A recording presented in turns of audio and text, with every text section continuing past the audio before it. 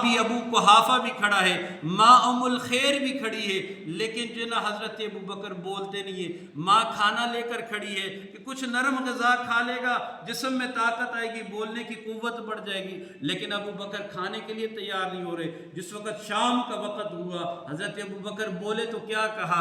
اماں میرے محمد کا کیا حال ہے، میرے محمد کا، کہ میرے دوست محمد کا کیا حال ہے؟ جو نا ماں نے کہا بیٹا تیرا محمد ٹھیک ہے، تیرا دوست ٹھیک ہے۔ اب جو نا بنو تمیم کو غصہ آ گیا، کہا کہ دیکھ جس کی وجہ سے اتنی مار پڑی ہے، مرنے کے قریب چلا گیا، ہوش آتے ہی سب سے پہلے اس کا نام لے رہا ہے۔ کہا کہ جو نا بنو تمیم والے چلے گئے، کہا کہ جو نا بیٹا تھوڑا سا کھانا کھا لے۔ جو نا اس وقت حضرت ابو بکر نے کہا ماں میں نے تہیہ کیا ہے، جب تک اپنی ان آنکھوں سے محمد الرسول اللہ کو نہیں دیکھوں گا اس وقت تک کھانا نہیں کھاؤں گا۔ کہا تیرے دوست کا کیسے پتہ چلے گا؟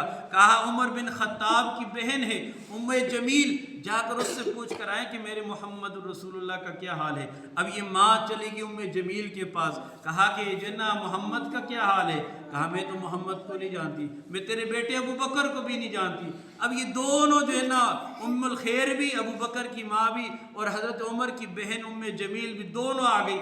حضرت ابو بکر صدیق نے کہا کہ جنا ام جمیل بتا تو صحیح رسول اللہ کا کیا حال ہے۔ اب جنا ام جمیل اشارہ کرے تیری ماں ہے، یہ سن لے گی۔ کہا تو اس کی خیر ہے، اس کی تو جو نا فکر نہ کر، یہ سنتی ہے تو سننے دے، مجھے میرے رسول کے بارے میں بتا۔ اب جنا ام جمیل نے کہا وہ بالکل ٹھیک ہے۔ کہا کہاں پر ہے؟ کہا وہ تو دار ارقم کے اندر ہے۔ کہا مجھے وہاں پر لے کر چلے جاؤ۔ جیسے ہی لے کر چلے گئے تو جن اللہ کے نبی کو دیکھا تو اللہ کے نبی کے ساتھ اس طرح لپٹ کر رونے لگے۔ کہا ابو بکر کیا حال ہے؟ کہا اللہ کے نبی اب سارے درد کی تکلیف ختم ہو گئی ہے، جب آپ کے چہرے کے اوپر دیکھ لیا ساری تکلیفیں دور ہو گئی۔ یہ صحابہ کرام تھے کہ جن کی بھوک بھی نبی کو دیکھ کر